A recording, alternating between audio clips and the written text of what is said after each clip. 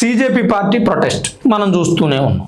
Cockroach Janata party CJI మాట్లాడిన దగ్గర నుంచి ఇన్స్టా మీమ్ పేజ్గా ఓపెన్ అయిన కాక్రోచ్ జనతా పార్టీ ఇండియా వైడ్గా కాస్త ఫేమస్ అయింది.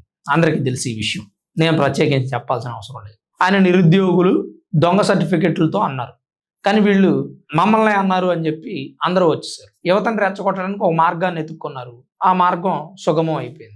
సీజేఐ మాట్లాడారు. ఒకవేళ సీజేఐ ఆ సమయంలో ఆ మాట అనకపోతే ఇంకా వేరే ఎవరైనా అంటారేమో అని చూసేవాళ్ళు. వాళ్ళంటే అప్పుడైనా రంగంలోకి దిగేవాళ్ళు. ఇదంతా ప్రీ ప్లాన్డ్గా ఉన్నటువంటి ఒక కుట్ర.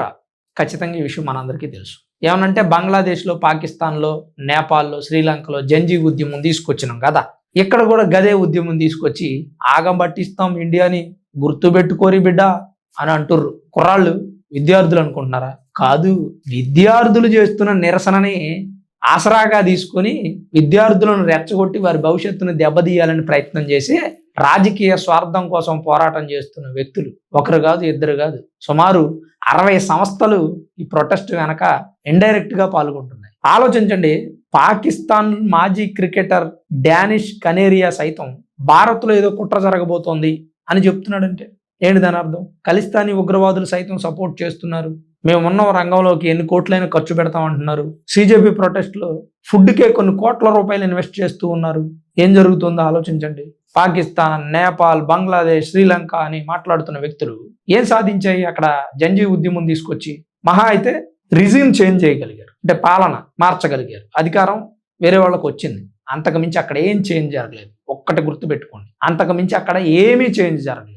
ఈవెన్ అంతకు ముందు కంటే ఇప్పుడు మరీ దారుణంగా, దరిద్రంగా తయారైనటువంటి పరిస్థితి. షేక్ హసీనాని బంగ్లాదేశ్లో అధికారంలోకి దింపారు, బాగా ఉద్యమం ఒకటి తీసుకొచ్చి. ఆమె ప్రాణాలు కుప్పెట్లో పెట్టుకొని భారత్ వచ్చి తలదాచుకున్నారు. ఆ తర్వాత మహమ్మద్ యూనస్ తాత్కాలిక ప్రభుత్వం వచ్చింది. ఎన్ని ఎన్ని ఎన్ని ఎన్ని దారుణాలు సార్, ఎన్ని అరాచకాలు సార్. మాట్లాడిన వాడిని బ్రతికుండంగానే సజీవ దహనం చేశారు. ఆ తర్వాత తారిక్ రెహమాన్ గవర్నమెంట్ వచ్చింది. కొద్దిగా it's better then. Tarique Rahman గవర్నమెంట్ని ప్రజలే ఎన్నుకున్నారు కాబట్టి మేబీ కొద్దిగా బెటర్ అయి ఉండొచ్చు. కానీ షేక్ హసీనా గవర్నమెంట్ బాగానే ఉన్నప్పుడు ఎందుకు దింపారు? అండ్ అలాగే బ్యాలెన్స్ షా గవర్నమెంట్ నేపాల్ విషయానికి వస్తే, అంతకుముందు ఆ గవర్నమెంట్ ఎలా ఉందో ఇప్పుడున్న గవర్నమెంట్ అలానే ఉంది. ఎక్కి నిండా సంవత్సరం కాకముందే బ్యాలెన్స్ షాకి వ్యతిరేకత వస్తుంది. పాకిస్తాన్లో అదే పరిస్థితి, లంకలో, శ్రీలంకలో అదే పరిస్థితి. ఇంకా జంజీ ఉద్యమం, జంజీ ఉద్యమం, జంజీ ఉద్యమం. ఏం సాధిస్తారా జంజీ ఉద్యమం వల్ల? ఇక్కడ నిజంగా జంజీ ఉద్యమం చేస్తున్న వ్యక్తులు వాళ్ళు ఒరిజినల్స్ కాదయ్యా, అర్థం చేసుకోండి అని చెబితే ప్రతివాడు సోషల్ మీడియాలో ఫేక్ పోస్టులు పెడుతూ ఉన్నాడు. జంజీ ఉద్యమంలో ఏం జరుగుతుందో అక్కడ ఉన్నటువంటి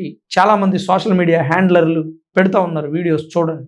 రియల్ గా జంజీ ఉద్యమం వేరు, అక్కడ జరుగుతుంది వేరు. సీజేపీ ప్రొటెస్ట్ వేరు, అక్కడ జరుగుతోంది వేరు. సీజేపీ ప్రొటెస్ట్ లో ఎవరో కొత్త కొత్త వ్యక్తులు వచ్చి దారుణమైనటువంటి చర్యలకు పాల్పడుతున్నారని అభిజిత్ దీప్కేనే చెప్తా ఉన్నాడు. ఈ ప్రొటెస్ట్ ప్రశాంతంగా సాగుతుంది అనుకున్నాం, కానీ సాగనివ్వట్లేదు.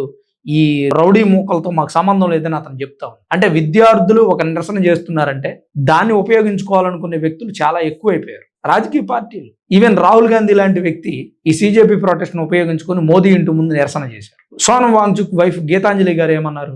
మీకు దమ్ము ధైర్యం ఉంటే వచ్చి విద్యార్థులకు సపోర్ట్ ఇవ్వండి, నిరాహార దీక్ష చేయండి మీరు కూడా వారితో పాటు. ఒకవేళ అంతలా చేయలేననుకుంటే ఉదయం వచ్చి సాయంత్రం వరకు ఉండి వెళ్ళిపోండి, అంతేగాని చివరి నిమిషంలో వచ్చి క్రెడిట్ కొట్టేద్దామని ప్రయత్నం చేయొద్దు అన్నారు. ఒక కాంగ్రెస్ పార్టీని మనం అనలేము, రాహుల్ గాంధీ గారిని తప్పు పట్టలేము. ప్రతి పార్టీ అంతే, సమాజ్వాదీ పార్టీ, ఆమ్ ఆద్మీ పార్టీ, ప్రకాష్ రాజ్ గారు, వీళ్ళంతా కూడా ఈ విద్యార్థులను అడ్డం పెట్టుకొని వచ్చినటువంటి వ్యక్తులు. నీట్ పేపర్ లీక్ అయింది, విద్యార్థులు మాత్రమే ఉండాలి, కానీ విద్యార్థులు మాత్రమే కాకుండా ఇతర వ్యక్తులు ఎందుకున్నారు అంటే మత గొడవలు పెట్టడానికి, దేశంలో ఘర్షణలు రేపడానికి. కాషాయం చొక్కా వేసుకున్నాడనే ఉద్దేశంతో అక్కడ చాలా మంది ఒక వ్యక్తిని పరిగెత్తిస్తున్నారు. కారణం ఏంటి అంటే అక్కడ మత గొడవలు పెట్టడానికి. అలా పరిగెత్తిస్తూ వ్యక్తులు స్టూడెంట్స్ అని నేను చెప్పను, కాదు, స్టూడెంట్స్ ముసుగులో ఉన్నటువంటి దేశాన్ని దెబ్బతీసే వ్యక్తులు. ఒక వ్యక్తి దారుణంగా మోదీని ట్రోల్ చేస్తూ ఉన్నాడు. మోదీ సమ్ లేడీ గురించి పెట్టారు, దేశం మమ్మల్ని కాదు అని చెప్పి ఏదో ఇంగ్లీష్ వర్డ్ చదవటానికి చాలా దరిద్రంగా ఉంటుంది. అంటే ఏం జరుగుతుంది? అట్లనే బూతులు మాట్లాడుతూ ఉన్నారు, హిందుత్వాన్ని దూషిస్తున్నారు, దేశాన్ని ద్వేషిస్తున్నారు, మోదీని చంపేస్తాం అంటున్నారు. వీళ్ళంతా విద్యార్థులా? కాదండి, గమనించండి జాగ్రత్తగా. వీళ్ళంతా విద్యార్థులు కాదు. మన దేశ యువత ఇలా మాట్లాడతారా? మన దేశ విద్యార్థులు కేవలం పేపర్ లీకేజ్ మీద మాత్రమే మాట్లాడతారు, మిగిలిన అంశాల మీద మాట్లాడరు. వాళ్ళ వెనక ఉండి మాట్లాడిస్తున్న వ్యక్తులు ఎవరో ఒక్కసారి చెక్ చేసుకోండి. డీప్ స్టేట్ కుట్రలో భాగంగా జరుగుతున్నటువంటి అంశం ఇది.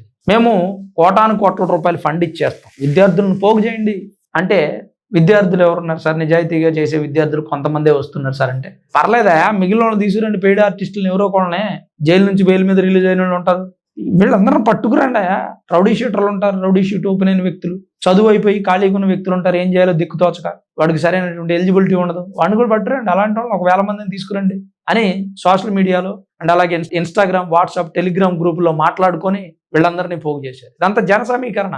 చాలా మంది రౌడీల్లో బిహేవ్ చేస్తున్నారు. రౌడీల్లాగా ఎందుకు బిహేవ్ చేస్తారంటే, ఒక జర్నలిస్ట్ మీద దాడి జరిగిందని మనం మాట్లాడుకోం. మామూలుగా ఒక స్టూడెంట్ అయితే ఆ జర్నలిస్ట్ని అట్లా, ఆ మహిళని అలా అసభ్యంగా తాకుతూ తీసుకెళ్లగలడా? డేర్ సరిపోతుంది ఒక స్టూడెంట్ గారే, నేను వచ్చింది ప్రొటెస్ట్ కోసం, నీట్ పేపర్ లీక్ అయింది, వేలాది మంది విద్యార్థుల భవిష్యత్తు పాడైపోతుంది అని ప్రభుత్వాన్ని నిజాయితీగా ప్రశ్నించడానికి వచ్చా. ఒకటి గుర్తుపెట్టుకోండి, మనం చేసే పనిలో నిజాయితీ ఉంటే ఖచ్చితంగా రిజల్ట్ వస్తుంది. కపట ఆలోచనలతో చేస్తే అది సక్సెస్ అవ్వదు. ఇక్కడ కపట ఆలోచనలతో ఉన్న వ్యక్తులు కొంతమంది విద్యార్థుల ముసుగులో ఉన్నారు. అందుకే ఈ ప్రొటెస్ట్ కొనసాగుతూనే ఉంది.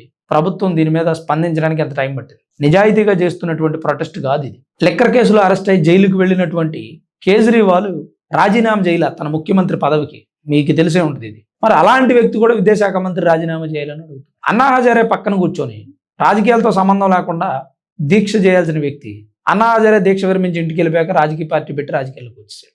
మరి అన్నా హజారే గారు రాజకీయాల్లోకి రాలేదు. ఏం జరుగుతుందో ఒకసారి ఆలోచించు. ఎవరు ప్రశ్నించేది ప్రభుత్వాన్ని ప్రశ్నించే వ్యక్తులు. విద్యార్థులు అయితే తప్పు కాదు, తప్పు లేదు, నేను తప్పు అన్నాం, కానీ వాళ్ళు విద్యార్థులు కాదు అని చెప్తున్నాం. కొంతమంది విద్యార్థులు తక్కువ మంది ఉన్నారు, వాళ్ళు నిజంగా గుండె రగిలిపోయి నీటి పేపర్ లీక్ అయినందుకు ప్రభుత్వాన్ని ప్రశ్నిస్తున్నారు. వాళ్ళని అడ్డం పెట్టుకొని రాజకీయం చేస్తున్న వ్యక్తులు చాలా మంది ఉన్నారు. ఇప్పుడు ఇక్కడ విద్యార్థుల మీద చర్యలు తీసుకోవద్దని సోనం వాంగ్చుక్ అడుగుతున్నారు.